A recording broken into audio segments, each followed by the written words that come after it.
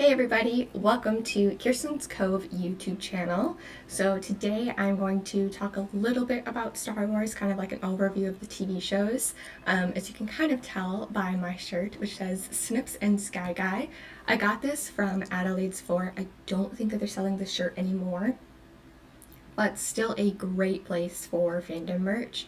I have a whole blog post on kirstenscove.com, which I can link below, of all of my favorite small businesses that sell fandom merch. So like where I got this wall, where I got the shirt, other businesses like the Common Room Shop and Magic Bureau. There's a whole list of them. So I will put those below for you if you are interested in getting anything like that. So today's video, the Star Wars TV show, Star Wars universe has gotten so expansive. And especially with the new shows that we have coming out, like Ahsoka, of do you have to watch everything to understand? So I'm going to start with, because I know with MCU, like you do kind of have to fully understand it. So I'm going to start with shows that you don't need to watch anything else to understand and appreciate those shows.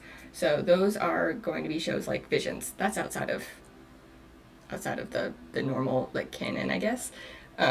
Not canon, that's not the right word, but like regular timeline. You don't see characters that we know from the movies or from the shows.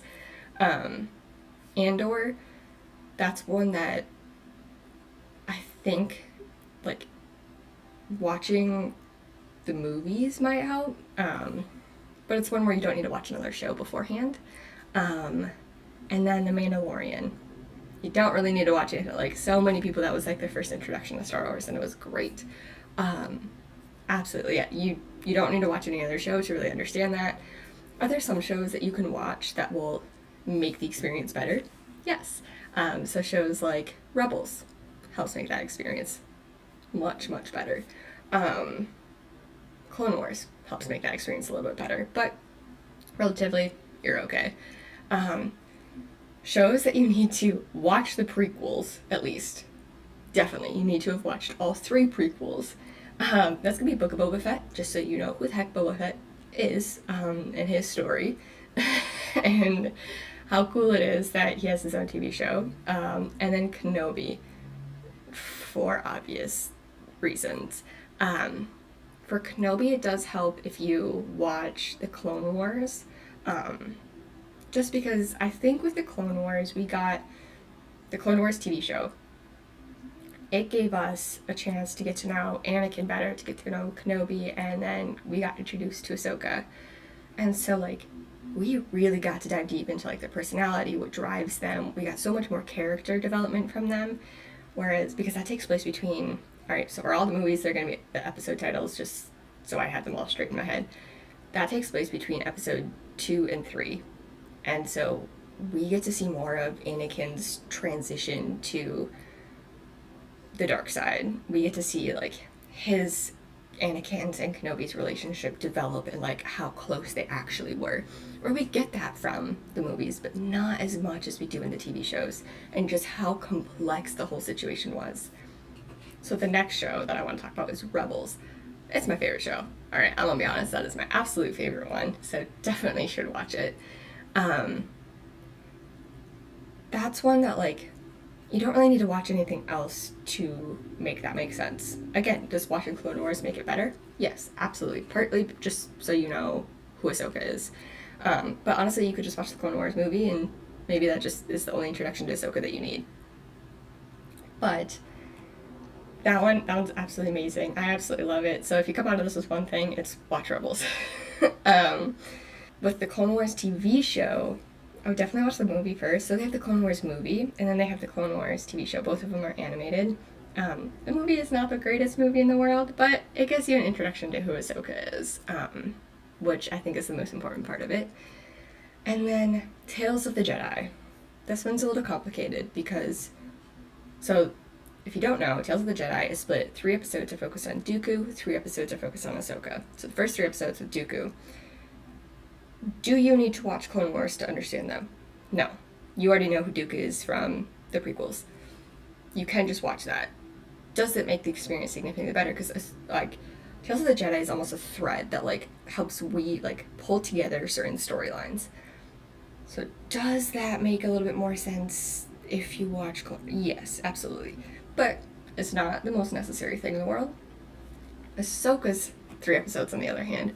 Obviously, we don't know Ahsoka from the movies, so hers gets a little bit more complicated.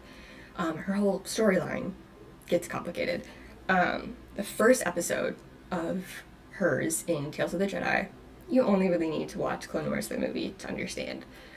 Her second and third episode are so intense and complicated and so complex that you do need to watch Clone Wars and Rebels to understand both of them. It just weaves together so much within those shows, like, without giving it away. Yeah, I guess you technically could watch them, but you're not really going to understand everything. And maybe it's something where you get the Easter eggs in reverse.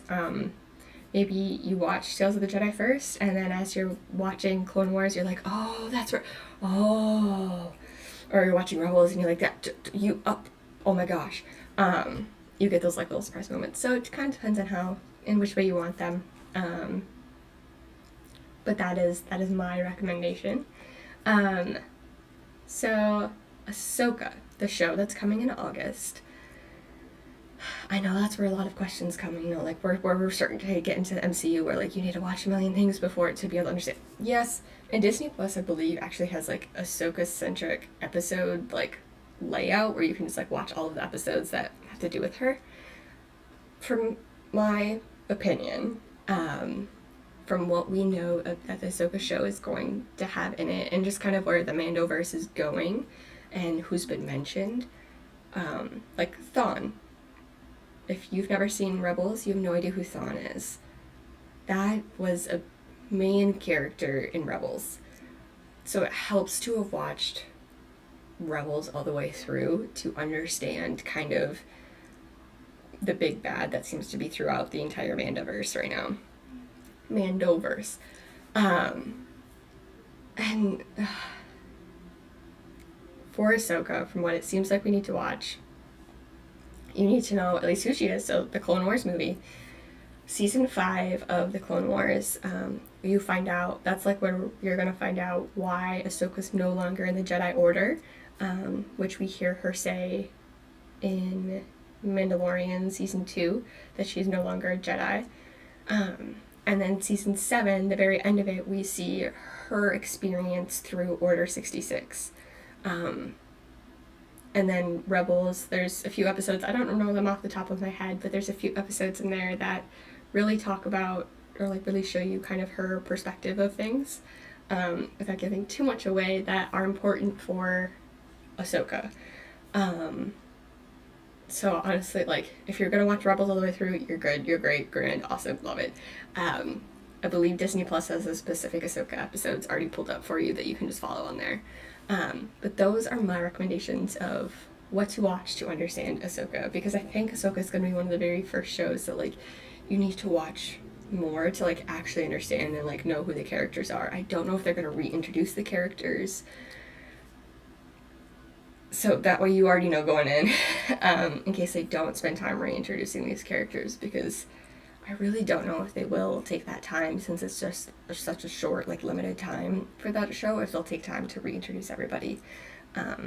So I would just definitely watch Rebels. Like, Rebels is so important for Ahsoka. It seems like the way that they're building it up, the way that they're talking about it, it almost seems like Rebels season 5. Season 5. So I would definitely go and watch that before Ahsoka comes out. And then there's a few things in The Mandalorian that are actually some Easter eggs or, like, some nods to Rebels, which was really cool to see.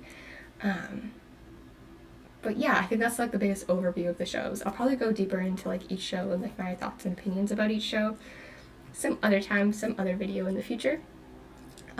If you have any other questions about, like, Star Wars, or want me to talk specifically about something about Star Wars, please let me know. I'm happy to. But yeah, thank you all so much for watching. If you would like some more TV guided content, I guess, please hit the subscribe button, hit the like button, and I will see you next time. Bye, guys.